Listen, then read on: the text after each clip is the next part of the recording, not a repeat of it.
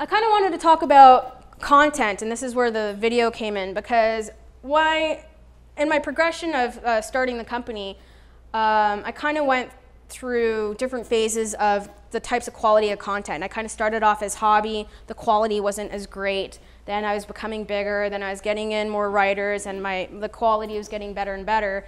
And I think that one of the better things that I do as a company are the videos and the photography that I can share out to people.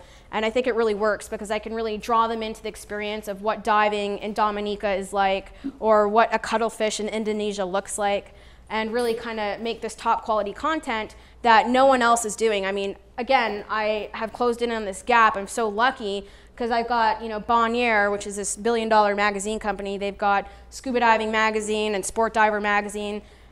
These are my competitors that have been in the business for 40 years, and I have 10 times as much traffic of them online and 10 times as many fans as them on Facebook.